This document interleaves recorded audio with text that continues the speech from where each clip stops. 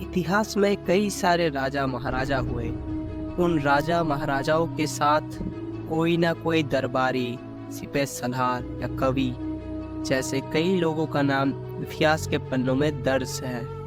इसी कड़ी में आज हम बात करेंगे इतिहास की एक मशहूर जोड़ी अकबर और बीरबल के बारे में। शायद ही कोई ऐसा हो जिसने अकबर और बीरबल की कहानी ना सुनी हो। इन दोनों के किस्सों पर तो कई कहानियां भी प्रचलित हैं। हालांकि आज हम इनके किस्से कहानियों पर बात नहीं करेंगे। आज हम बात करेंगे अकबर के 9 रत्नों में एक रत्न बीरबल के बारे में कि आखिर कैसे समझदार बीरबल का अंत हुआ। इस बात से हर कोई वाकिफ नहीं है, तो चलिए देर किस बात की, जानते हैं कि कैसे अकबर के एक फैसले ने बीरबल को मौत की नींद सुला दिया। बीरबल ने अपनी महारत से अकबर पर ऐसा जादू कर दिया कि अकबर ने उन्हें अपने दरबार में वजीर का भी ओहदा दे दिया था। हालांकि बात यही नहीं रुकी। माना जाता है कि अकबर ने बीरबल को वजीर से राजा भी बनाने का फैसला कर दिया था। इसी के तहत अकबर ने बीरबल को खूब सारा सोना, सेना और कांगड़ा में विशाल जागीरें दे दी, जिसके बाद लोगों ने बीरबल को राजा बीरबल कहना शुरू कर दिया। इसी समय अफगानिस्तान में बाजोर में कुछ लोग अपनी ताकत से वहां के लोगों को लूट रहे थे। लोग इस जबरन वसूली से बहुत ही ज़्यादा परेशान थे। आबादियाँ धीरे धीरे वीरान हो रही थी। हज़ारों निर्दोष लोगों की इसमें जाने गई थी। ऐसी स्थिति में अकबर ने अपने अहम सिपह सलार जैन खान कोका को अफगानिस्तान भेजा।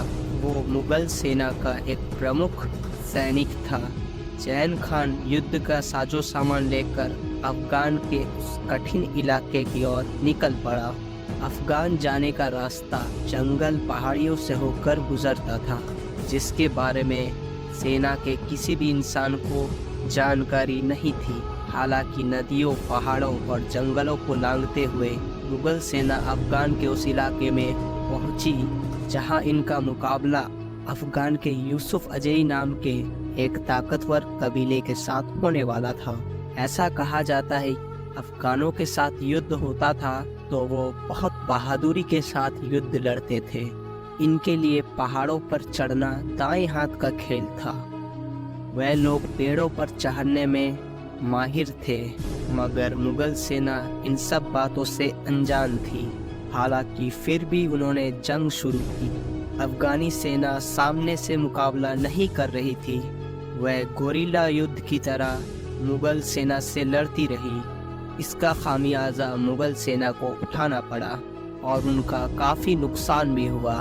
मुगल सेना पहाड़ों की चढ़ाई करते हुए थक चुकी थी। उनका राशन पानी भी खत्म होने लगा था, जिससे आगे बढ़ने में कठिनाई हो रही थी। अफगान सेना से लड़ना उनकी उम्मीद से कई ज़्यादा मुश्किल था। कहते हैं कि मुगल तकरीबन ये जंग हार ही चुकी थी। तभी जैन खान कोका ने एक चाल चली। धारणाओं की माने तो जैन खान कोका ने अकबर को एक छोटी चिट्ठी लिखी। उस चिट्ठी में उसने कहा कि वो लगभग जंग जीत चुका है और अफगान को पूरी तरह से हासिल करने के लिए उसे थोड़ी सी और सेना की ज़रूरत है। इसके बाद वो दूसरी टुकड़ी के आने के इंतज़ार में गहरी घाटियों में जाकर बैठ गया।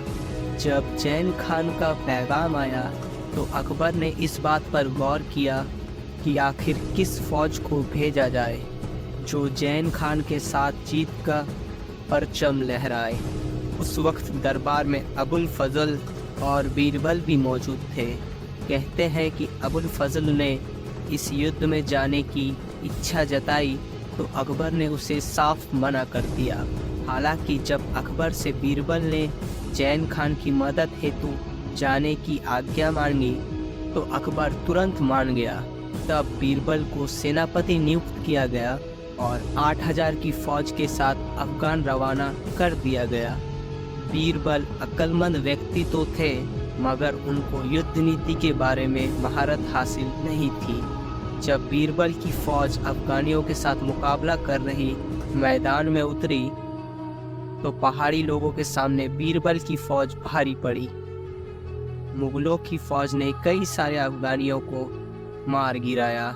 हालांकि लड़ते लड़ते अंधेरा हो गया, जिसके कारण युद्ध पर विराम लगाना पड़ा।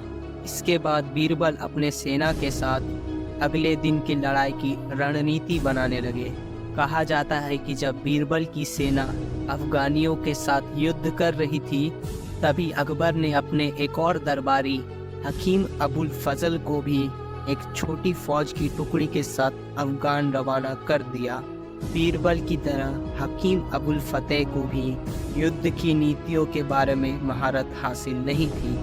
साथ में ये भी कहा जाता है कि जैन खान अबुल फतेह और बीरबल के बीच आपसी मतभेद होते रहे।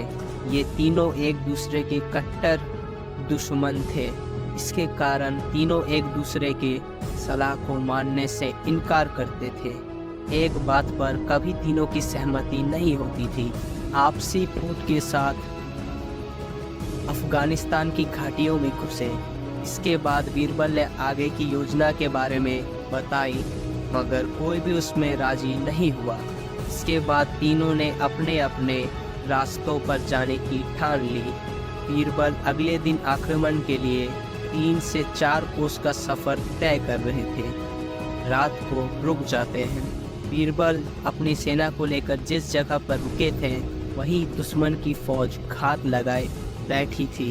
रात के अंधेरों में अचानक अफगान की फौज ने बीरबल की फौज पर आक्रमण कर दिया और उन्हें चारों ओर से घेर लिया और उन पर पत्थर और तीर बरसाना शुरू कर दिया। घबराहट के मारे सेना और जानवर तीतर बीतर हो गए, जिससे सेना में भगदड़ मच गई। रात के इस अंधेरे में जो जहां भाग पाया भाग गया। इससे कई सारे सैनिकों की मौत हो गई। बीरबल ने भी कोशिश की थी इससे बचने की, मगर तब तक अफगानी सेना ने उन्हें तीरों से तार तार कर दिया। कोई मदद ना मिल पाने के कारण वहीं पर बीरबल की मौत हो गई। कहा जाता है कि लाशों के अंबार में बीरबल की लाश का भी कुछ पता न चला और इसी वजह से बीरबल के उनके धर्म के अनुसार क्रियाक्रम भी नहीं हो सका। अकबर को बीरबल की मौत पर बहुत बड़ा सदमा पहुंचा। हर कोई हैरान था ये जानकर बीरबल जैसा एक विद्वान ऐसे मारा गया। इसी के साथ एक महान बीरबल का अंत हुआ। बीरबल की मौत इस तरह होगी ऐसा किसी ने नहीं सोचा था। हालांकि किस्मत के आगे किसी की नहीं चलती। दोस्तों, इस वीडियो को लाइक ज़रूर करें। मैं आपसे मिलूंगा अगली कहानी में। तब तक के लिए अपना ख्याल रखें। Thank you very much.